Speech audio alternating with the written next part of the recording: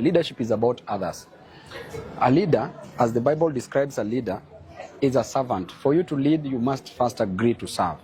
He who must be the greatest among you must be the least among you, must agree to serve you. So leadership is about others. As we give hope, we also work to transform lives. Yes. We also help.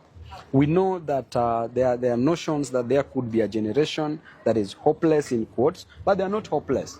All these people are created in God's own image. All these people have a vision and they have a mission in life.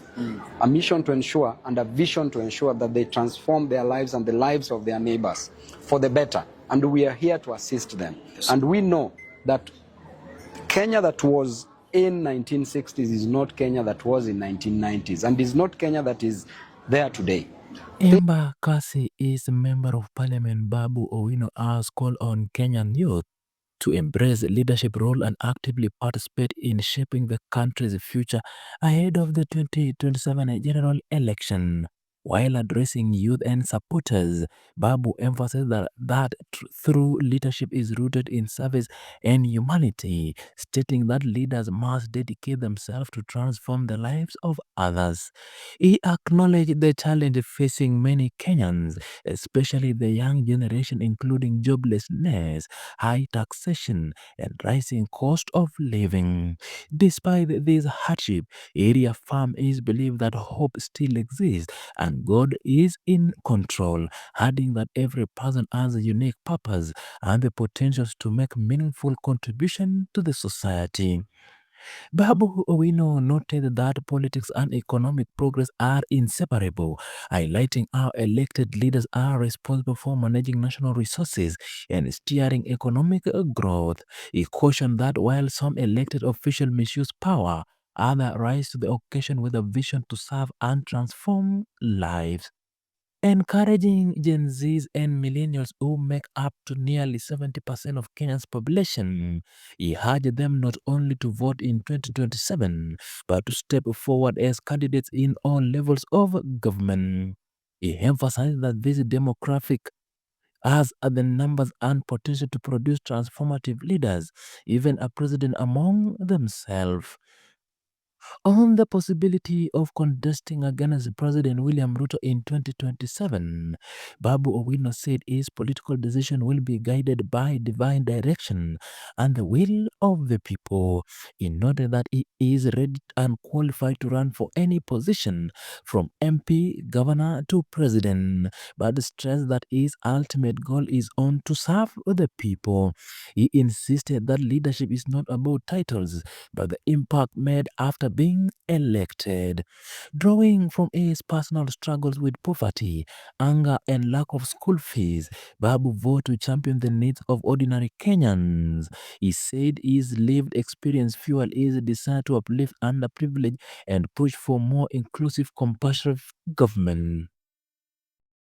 Leadership is about others. A leader, as the Bible describes a leader, is a servant. For you to lead, you must first agree to serve.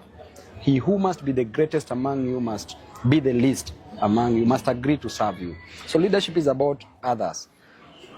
As we give hope, we also work to transform lives. Yes. We also help.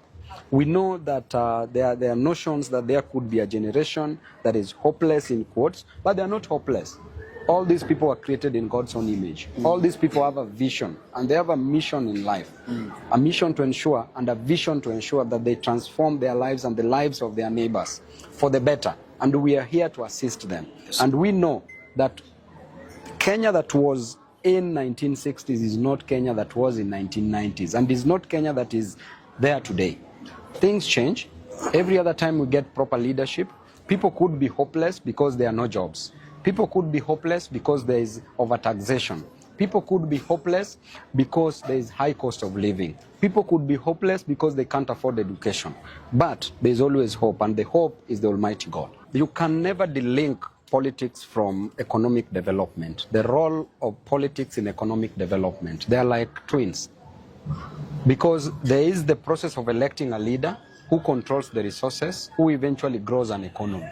So these two things are twins. Everybody in this country, anybody who goes to cast a ballot is a politician. That is a political process that they are engaging in, which means that they are all politicians. So the question is, after electing a politician, what do these politicians do? Some become dealers, others become leaders. Some have a mission to destroy the nation, some have a vision to transform lives. So that is the only difference that we have. Therefore, when we elect a leader, it is better for that leader to work. And I want to encourage this generation, the Gen Zs, the millennials, to participate in the forthcoming elections in 2027, because they are the majority. They add up to 65 to 70% approximately of the Kenyan population. That means that they can produce a president among themselves. They can produce any governor to the MCA seat. So do not just participate by voting, but also participate by going for these elective seats. And that is what we are going to encourage. And I always say that if you are not on the table, break that table. But you remember, Jesus was also breaking a table in church when people brought nonsense in the church. That is the spirit. Actually, as we speak, I will wait for the decision of the people. As at now, I'm spoiled for choice. As I always say, Pasi, by the grace of God, leaders are chosen by God. Yes. And as at now, we overqualify to be the president of the Republic of Kenya. It is only Babu Owino who can beat Ruto squarely. Squarely by a day before elections. Wachana na ile watu wanasemanga asubuhi. Ini a day before elections tunaweza mwangusha. Ama vipi mrembo? Unaona huyu ni vota wangu ashakubali. Then we are also overqualified to be a governor of Nairobi and also to be a member of parliament. But the most important thing is service to the people. It's not just the electoral process. It's what do you do after being elected? After being elected as Babu Owino, my intention is to work for the people. Because I've gone without food, I know what it is to lack food. If you tell me that you are sleeping hungry, I know what it is because I've gone without food. If you tell me that your child lacks school fee, I know what it is to lack fee because at some point I lacked. Therefore, the kind of leadership that I want in myself at whichever position that I will vie for in 2027, that shall be guided by the Almighty God. I shall work for the people.